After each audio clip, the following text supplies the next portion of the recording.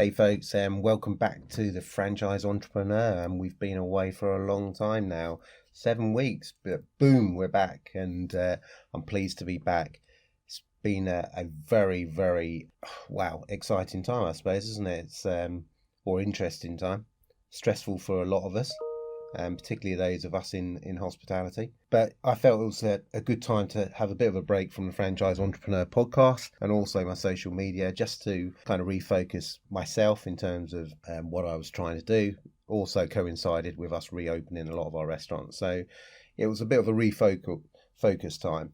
But we're back now, so I won't waste any more time telling you all about the reasons why I didn't do any more podcast, but we are back, and we're back with a bang. I've got so much to talk to you about. Obviously, so much has happened over those 7 weeks. I don't want to go back too far because obviously, we've moved on. We're in fast moving times, aren't we? But I will talk about a couple of subjects that I think are really important, because they're going to carry on in terms of the effect that they're going to have on business in general, but certainly within hospitality as well.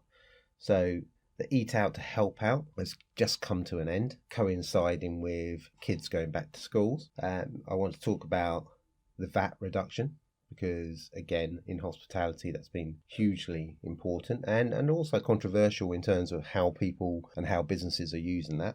And the potential for tax increases that we've all heard in the last few days. The Chancellor announced that taxes, in particular corporation tax, looks like it's going to be targeted in terms of going up, good or bad. So I have a quick view on that side of things as well. I could go on and on this one because there's just so much to catch up on, but I don't want to also ram too much into one. Plenty of time to catch up on loads of other stuff, particularly some of the stuff that we've been doing personally over this period as well, because we haven't been sitting on our hands. It's not a case of I buggered off on 7 weeks holiday. Been very busy over this period.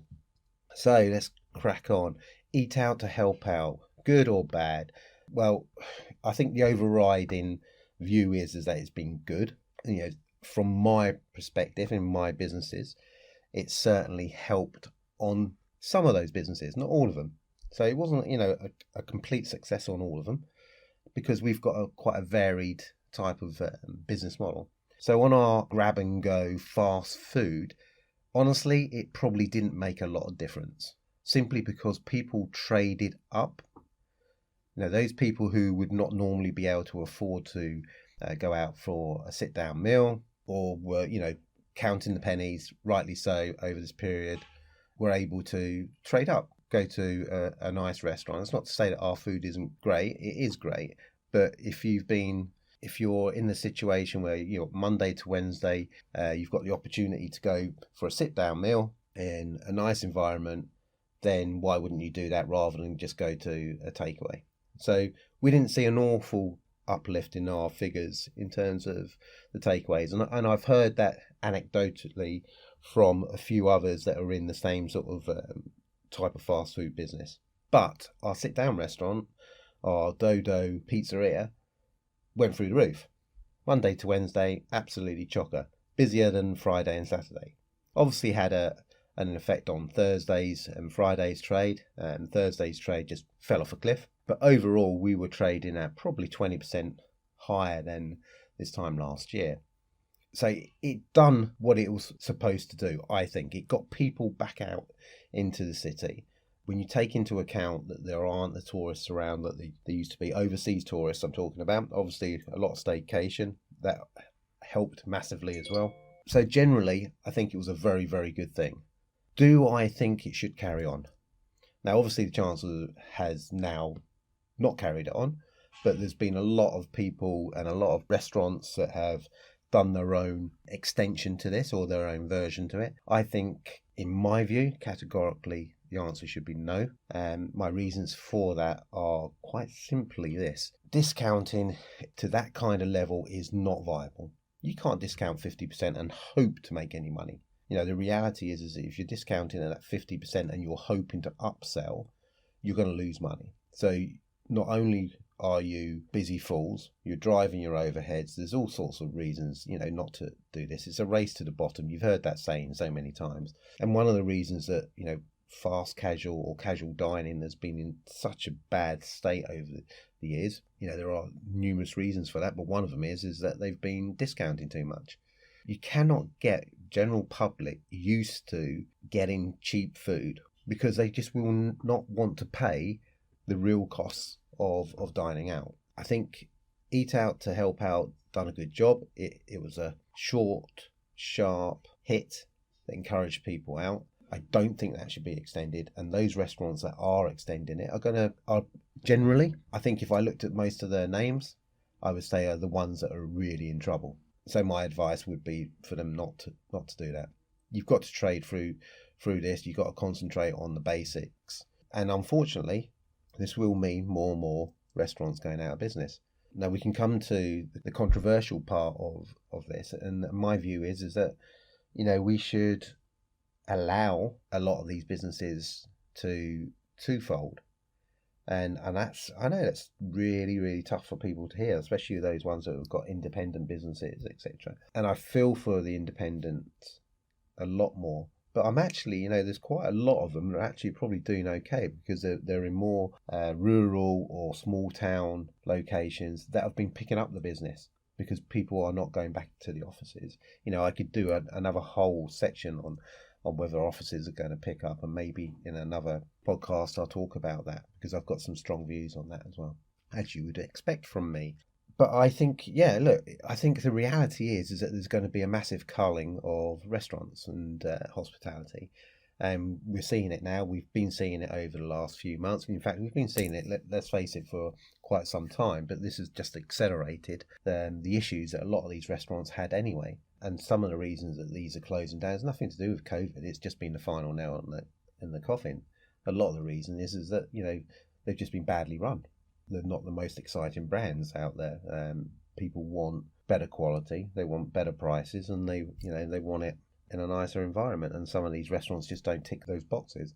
There are businesses that have been announced, Chilango, places like that. I said a year and a half ago we're in trouble. There's a common denominator with a lot of these businesses as well. Private equity. Don't get me onto that subject. They're just bad. Generally, 90% of what they get involved in terms of hospitality, they're no good at it. And that's not to say that some of the other big boys are not particularly good at it either. I mean, how many times have I talked about TRG, the restaurant group? What can I say that I haven't already said about them? But, the industry is in the hole it is in, not just because of COVID and not just because of landlords, but because it has made the wrong decisions itself and encouraged landlords, operated very sloppily, and it has to take some responsibility for it. And some of those brands don't deserve to survive. I feel for all the employees, but the reality is this. Look, anyone that's in the industry knows that we've struggled and we've been stealing staff off each other for years. We're bloated as an industry. This will cull that industry. It will enable us to move good people into other jobs. It will not lead to, I don't think, mass redundancies. Of course, there will be some job losses, but they will be picked up again. That's my honest belief, because we're all desperate in many respects to bring in good people. Now, I honestly believe the long-term and medium-term future of the industry is good, but I think it's not a bad thing that there's a significant culling going on of these mediocre brands. And they are mediocre. And some of them you're seeing already getting picked up from administration by, guess what, private equity firms. They make me laugh, these private equity firms. When the market is good, everyone's patting these people on the back and saying, well, how great they are. But the reality is that the people who actually know the industry know that they're shit. It's a bubble. It's waiting to burst. And it has burst, well and truly. These companies that are getting picked up by these PEs are still going to be in trouble. A year down the road, they're still going to be in trouble. My advice for anyone that's working for these people is to look around for another company that isn't controlled by PE. But look, that's my take on that side of things. Eat Out, Help Out, yes, very, very good. Short-term hit, great. Long-term discounting sucks. Don't do it. It's bad for the customer's expectations. It's bad for your business. Short-term short, specific discounting works. Long-term discounting where customer gets used to not paying full price, very, very bad. VAT reductions. Okay, so we've all had the benefit of the VAT reduction. Amazing, great news, great decision from the Chancellor.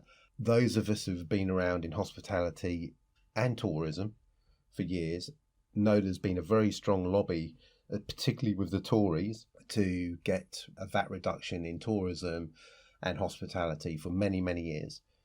And it's been looked at quite sympathetically within Tory backbenches for quite a number of years.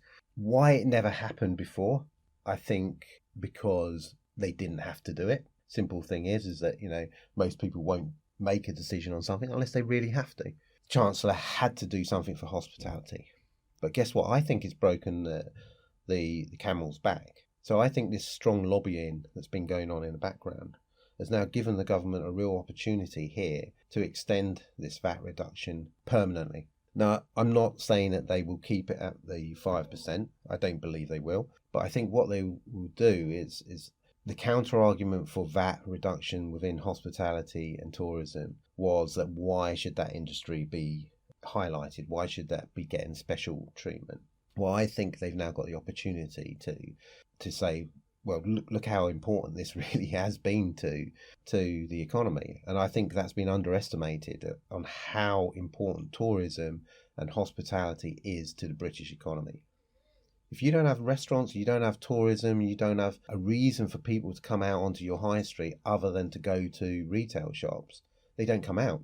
You've got to give them the experience, and you can only give them the experience if you've got a good offering of food and hospitality and bars, etc., for those people to come out to. And I think it's proven over this period on how important and how many jobs are actually employed by this sector, or these two sectors.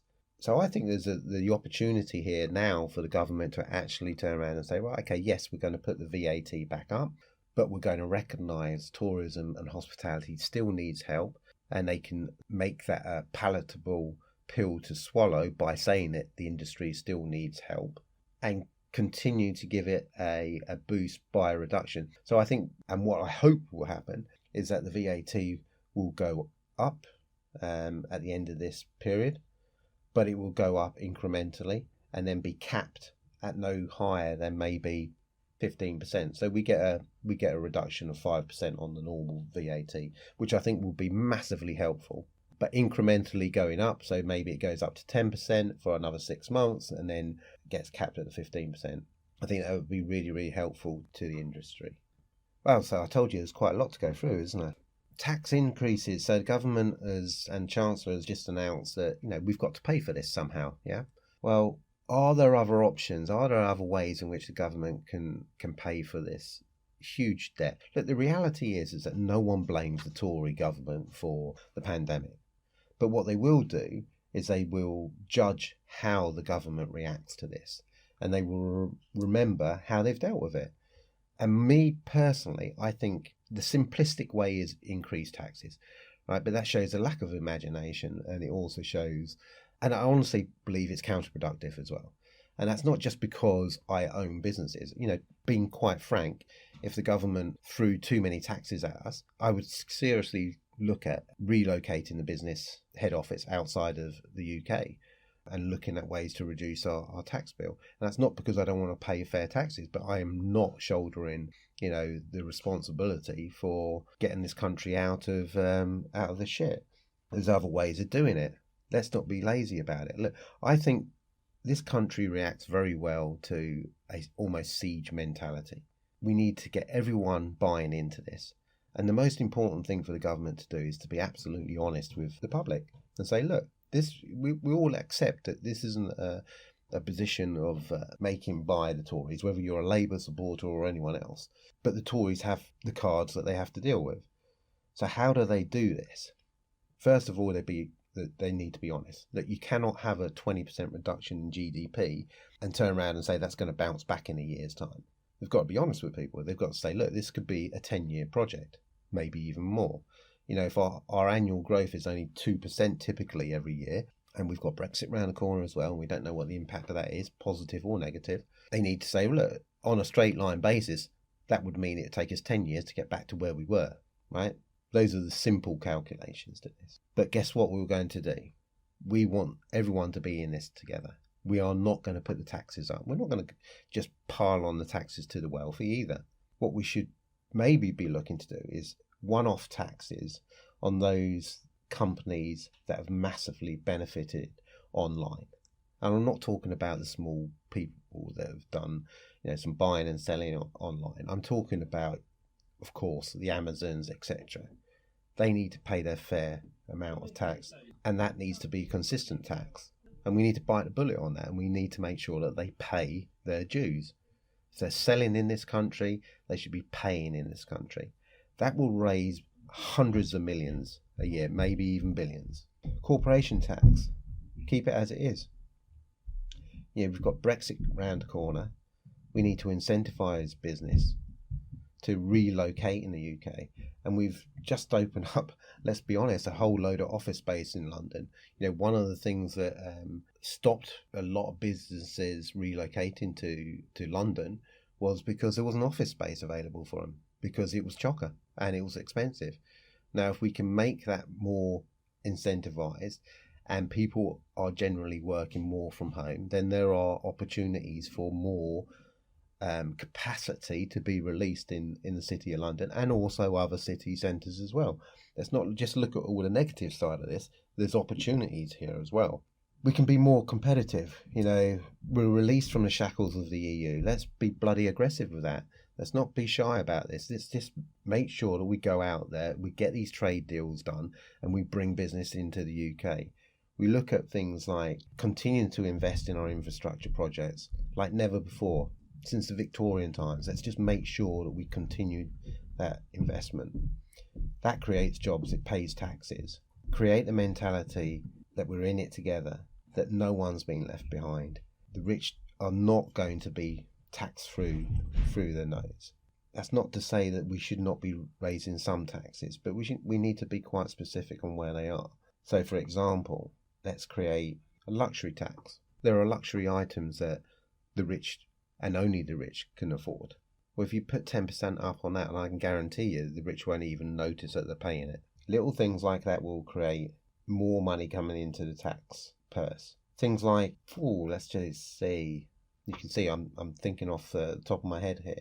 International aid, let's face it, very controversial. Why should it be linked? Why should we be paying a fixed percentage each year? It's £13 billion, right? Now, I know there's some arguments for justification that our place in the world and all the rest of it, but guess what? I tell you what we need to do. We need to make sure that the money stays in this country. We've got our own poverty issues. We've got our own infrastructure to pay for, and we need to be controlling every penny that we put out there. £13 billion is a lot of money, and that goes up every year. Let's cap it. If it's 0.7 now, let's cap it at 0.1. That's instead of us smashing out 13 billion a year, let's reduce it to 1 billion. Let's say that's for the next 5 years. It's not forever, but for the next 5 years, that money's coming back into UK projects. That's £12 billion a year. Add that to the one-off taxes, add that to the taxes that we're getting from tech companies, Amazon, etc. You've got to be looking at somewhere in the region of, probably off the top of my head, somewhere like £17 billion a year. Then we need to just concentrate on growth. And the best way of getting growth is to invest in the infrastructure and to be making ourselves as productive a country as possible. And you do that through incentivizing the general public to want to work for themselves, to want to create business, to want to expand. And you cannot do that through high taxes. We should be investing in tech, self-sufficiency, particularly in energy. These free ports that they've talked about previously, create free ports in areas outside of London that are maybe more deprived even. Get that one right. Places like in the north of the country where economically it makes sense for us to do it, to help stimulate the economy. Places like say the northeast, Grimsby, etc. We all know where these places are. They need that kind of investment. It will redistribute some of the wealth. Far from scrapping things like the high-speed railway. No. Big projects like that we need to invest in. We need to not throw silly money at it. We need to get the best deal that we can for government money, and that's not always the case. But these kind of projects we should be invested in like never before, not seen since the Victorian times. We can trade our way out of this. I'm 100% certain of it. VAT, I've talked about, I touched on VAT in hospitality and tourism. Put it up, but not back up to the 20%. We need to stimulate the economy. We need people still out and about spending money. We need to attract tourism into the country. It makes perfect sense for us to continue to stimulate the high street by keeping people incentivized to come into the high street. Tax incentives for people to start up their own business. Absolutely. Tax incentives or keeping the existing tax exemptions for investing in small business from investors. Really important. It's all about stimulating. And I actually think Brexit is actually going to help us. I know I'm probably a lone wolf in that respect, but I actually think if we do this right, we take the shackles off, we can become ultra competitive. We set our taxes without having to look over our shoulders and what the EU think of us. Do not put our taxes up. We've already got one of the lower tax regimes in certainly Western Europe that makes us more competitive, but we've got to be really aggressive with it. Let's not tax our way out of this, because you can't tax your way out of this. The best way of doing it is to stimulate the economy. But be honest with people. Say it's going to take 10 years at least. But we're in it together. We're not going to put taxes up for the average Joe Blogs. We're not going to put it up for most companies and most small businesses. But we will hit those businesses that have taken advantage of our tax system over the years. And that's absolutely right. So, look, I could probably come up with 10 other ways of doing this, but it really comes down to trade, build, and incentivize our way out of it. Those are my thoughts. This is my first podcast back. I hope you've enjoyed it. Tune in for next week's podcast. I'm going back to 1 podcast a week. 2 was actually quite exhausting. So I'm actually pleased to go back to 1 podcast a week. It's been really good to talk to you all again. I hope you found it enjoyable. I hope you tune in again next week, where next week I'm actually going to talk to you about a few things that I've actually been up to over the last several weeks, covering subjects like the property market as it stands at the moment. I'm not talking about domestic properties. I'm talking about retail, rent reviews, rent negotiations, where I think landlords are at this point in terms of what they're prepared to negotiate with you, where opportunities are in terms of hospitality, and, basically what we've been up to as well, because we've been pretty busy and some pretty exciting news to tell you all about. So tune in next week. Thanks for joining me, and I will speak to you soon. And remember, don't let your reality of today get in the way of your dreams. And if there was ever a saying that is more applicable for these times, it's probably that one, and very, very relevant to today's time. So take care. Speak to you next week.